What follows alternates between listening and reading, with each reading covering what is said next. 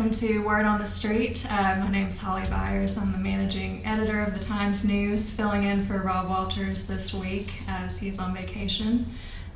So this week we've got a special guest with us from the Tennessee Bureau of Investigation. It's Leslie Earhart. Thank you for joining us. Thanks for having me. Yeah, so we'll just get right into it. So first, if anyone is not familiar with the T.B.I. or what you all do, could you just kind of give an overview of what is the T.B.I. and what do you all do? Certainly. We are the state's lead criminal investigative agency. So we're statewide, we're a state agency. We work in every county across the state of Tennessee. We're broken up into 4 regions: Upper East, East, Middle, and West, and I'm assigned to the Upper East region, which consists of 21 counties. Okay. So when was the T.B.I. established? It was established in 1951, but an interesting history lesson, actually it was formed because of a case right out of East Tennessee. In Greene County in 1949, there was a homicide. And a journalist from the Greenville Sun noticed how the case was being handled, and he saw the need for an agency similar to the FBI to be established to assist local agencies in investigating violent crimes. So to make a long story short, he went to the governor and state lawmakers, pitched the idea, and then in 1951, the T.B.I. was formed. So do you have any numbers on, how many cases you all deal with a year, or? Yes, so we are broken up into 8 different divisions. Mm-hmm. So we have the Criminal Investigative Division, the Drug Investigative Division, our Medicaid Fraud Control Division. So each of those divisions, they have cases that they work. And I can just tell you a broad overview. At the end of the last fiscal year, our Criminal Investigation Division had almost 700 open cases. The drug division had over 750 open cases. So well over 1,000 cases each year. And what we do is we work our own cases, and we also assist local agencies in investigating a variety of crimes. Okay. And how many people work for the T.B.I.? We have currently over 700 employees. Oh, wow. Yeah. Okay. And they're stationed across the state? Across the state, all 95 counties. Okay. Great. So for anyone in the public who might be interested in some of the information that you all can provide on cases or updates on cases, what information can be made public from the T.B.I.? Well, T.B.I. case files are confidential per state law. I don't think that residents know that, but we do our best to be as transparent as possible and to provide basic details on all of our investigations. We release what we can. When someone's arrested, you can find news releases on tbinewsroom.com. We're very active on social media. We also have our website, tn.gov/TBI, and there is a wealth of information on the website. You can find statistics, you can find information about our annual report, the type of cases we investigate, statistics. The public can even go in and use our Crime Insight platform to find crime statistics. So there's a variety of information on our website, and I would encourage the public to check it out. Yeah, for sure. So you kind of mentioned this a little bit earlier about helping some of the local law enforcement with some of their cases. Mm-hmm. So what types of services and resources do you offer to local law enforcement? What we do is we make ourselves available if they need assistance with any type of case.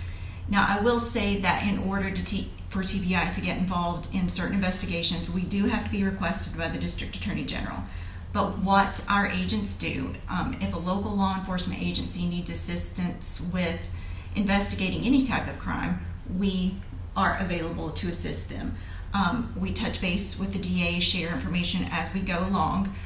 And sometimes it's as simple as just offering an extra set of hands. Mm-hmm. Other times, maybe we have an agent that has received specialized training, and that particular department may need their services. So it really just depends on the situation, on the case, and what's needed. But we're there to help.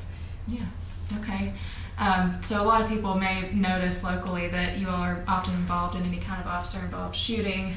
Is that just a decision from the DA, or how do you all typically? So we investigate officer-involved shootings at the request of the District Attorney General for the jurisdiction where it occurs. I won't say that we investigate all officer-involved shootings across the state, but we do investigate the majority of them, especially in the East Tennessee area. You're seeing quite a few more of those in the last few years in this particular region. And almost always we will be requested to investigate an officer-involved shooting in this particular region. Okay. Do you have any insight on how many local cases you all are currently assisting with in Northeast Tennessee? Or?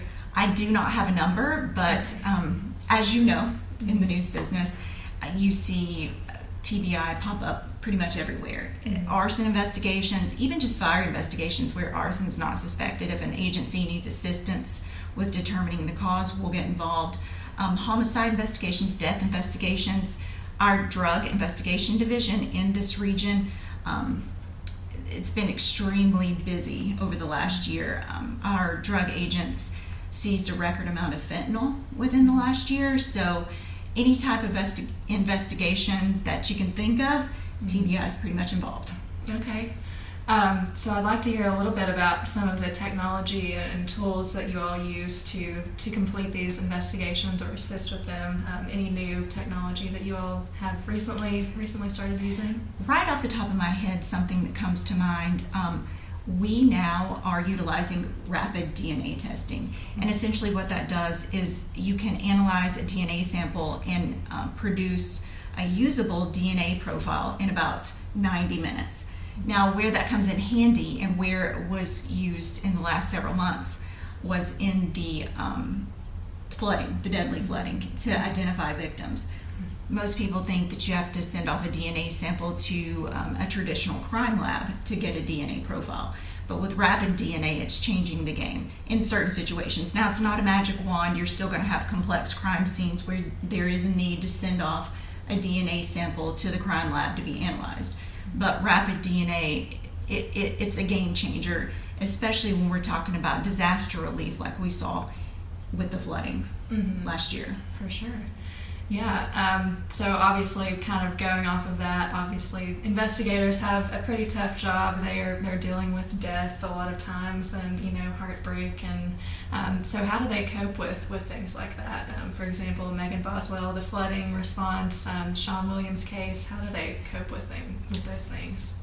Well, each individual handles things differently. What I can tell you is that in the last few years, T.B.I. has established a program called T.B.I. Cares. And the whole point is to check on our employees and agents when they're investigating different type of situations that could be hard. We have a peer support team that works across the state just to check in on an agent when we know that he or she has been dealing with a complex case. There's no easy way to deal with a situation like the Evelyn Boswell case, for instance. It's hard. We just try to be there for each other.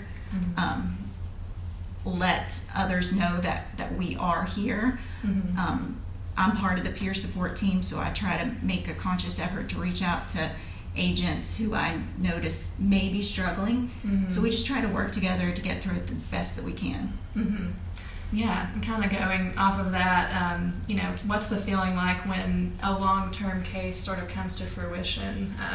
What's that feeling like? I'm sure it's, satisfying even if it takes, years for some of these cases, but kind of what's the feeling when those things sort of resolve themselves? 100%. It just feels like a huge weight has been lifted off your shoulders. There's really no way to explain, especially if hours and hours and even years of hard work has gone into a case. Also, along those same lines, when a case remains unsolved, like for instance the Summer Wells case, that's extremely hard because there's nothing that we want more than to solve a case, especially involving a child. And it's hard not having the answers or being close to maybe discovering something and just knowing that we just need a little bit more information to resolve a certain situation. So there's nothing better than seeing a case solved and seeing justice served. Mm-hmm. But at the same time, it's also extremely hard for those cases where we haven't seen justice served yet. Right. Yeah, you mentioned Summer Wells, so I did want to ask any updates on that case from your perspective or from the TBI standpoint, or... Well, I'm glad you asked. It is still an open and active investigation. I think most people think that the case has gone cold, Mm-hmm. but that's not true. We still have agents working on it constantly. Mm-hmm. We follow up on any new information that comes in. I can say that we've been following up on information that we've received in the last few months. Mm-hmm. So it is very much an active investigation, and we will not give up. Yeah, well, that's great to hear. And speaking of tips and things that you all get to help with your cases, how can the public provide tips and feedback to you all? Anyone that has information, they can call, of course, the TBI Find number. You see that everywhere. It's 1-800-TBI-FIND. Or they could submit tips via email to tips2TBI@tbi.tn.gov. Individuals can remain anonymous. We take that very seriously. We also encourage the public to download. We have the TBI Find app, and they can download that not only to stay up on active alerts, but also they're able to submit information and provide information about themselves or a loved one should they be in a situation where they go missing. Mm. So we encourage the public to download that app and to submit any information that they may have about an active and ongoing investigation. Mm-hmm. A lot of times we will receive tips via email or through 1-800-TBI-FIND about an investigation that TBI is not involved in. Mm-hmm. In those situations, we will pass that on to the appropriate agency so that they can take a look at that case. So for anyone that's in school locally and is interested in a career in the TBI, do you all do any sort of outreach programs with the schools or any sort of educational programs that sort of help them understand what you all do? We are always looking for good candidates to recruit, and as time allows, we will go out to schools and try to speak with students, especially high school students and to local universities, well, actually universities across the state. So yes, we are involved in recruitment, even in middle school and high school. Okay. And in order to become a TBI agent or be employed with TBI, there are certain qualifications for each position. And I want to go ahead and plug our website, tbijobs.com, has all the information you could ever want to know about different positions within the TBI. But as far as a TBI agent, the qualifications, you do have to have a Bachelor of Science degree. It does not necessarily have to be a criminal justice degree. Any type of degree from a 4-year accredited university. Mm-hmm. From there, we do like for agents to have experience with local agencies. That's always great, but it's not necessarily a requirement. Mm-hmm. However, if someone comes to interview for the position and they have not only a 4-year degree, but they have experience from a law enforcement agency, that truly does help. Mm-hmm. But if anybody has questions, we're always open to answer questions about employment, about the minimum qualifications that exist for each position. That information is listed on tbijobs.com, Mm-hmm. and then they can always reach out to us via social media, via email to ask any additional questions they may have. Okay, great to hear. So what else does the public need to know about the TBI in your opinion? There may be misconceptions out there about the TBI that you might want to clear up, or just any frequently asked questions that you all get about the TBI from the public. That's a good question. I think that one misconception is that the TBI can just swoop in and take over an investigation. Mm-hmm. We kind of touched on that. That's not the case. In a lot of situations, for instance, homicides, officer-involved shootings, fraud cases, we have to receive a request from the District Attorney General in order to get involved. Mm-hmm. Now that there are cases that we can start on our own, we have original jurisdiction to investigate drug cases, arson investigations, human trafficking, those types of cases, we can start an investigation on our own.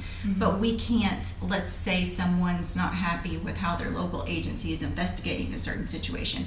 We don't have the authority under state law just to step in and take over the case.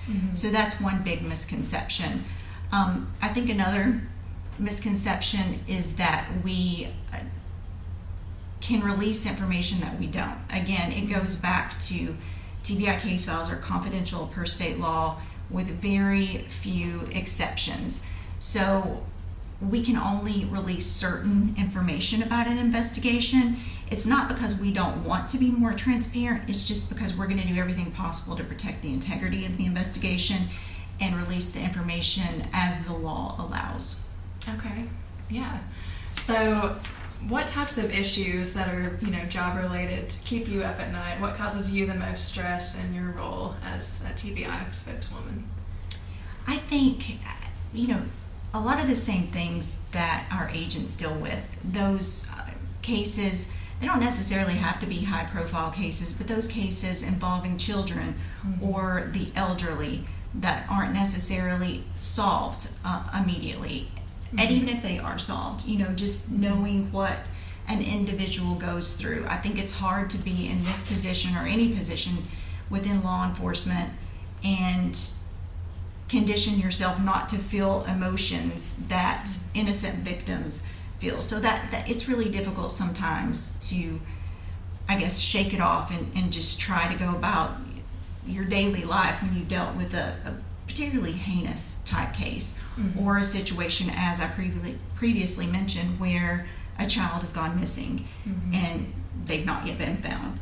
So that's what bothers me most. That's what stresses me out. I always want to try my best to relay the information that I'm able to per state law. I hope that I articulate the information that the public needs to know to help us with investigation. So those are all the things that I worry about. Yeah. Okay. Well, anything else you'd like to add about the work you do or the work TBI is doing in the region, or anything people should be aware of? Yeah. One program that I meant to mention earlier when you gave me an opportunity that we are really excited about, that we just released information about recently, is the Safe Senior TN program. What we've done is created a website, safeseniortn.com, to relay information to seniors about scams, to teach them what to be aware of, because that is such a big problem, not only in this area, but across the state and across the country. So we would encourage the public, even if you're not a senior, to go check it out. There's some very common sense, easy to understand tips on there. And if you do have a senior in your life that isn't social media savvy, or you feel just needs some common sense tips about the types of scams that are going around, we would encourage you to introduce them to that website. Okay, sounds great. Well, we'll definitely check that out. But with that wraps up our episode for today. I want to thank all of you all for tuning in, and be sure to tune in next time for the next episode of Word on the Street.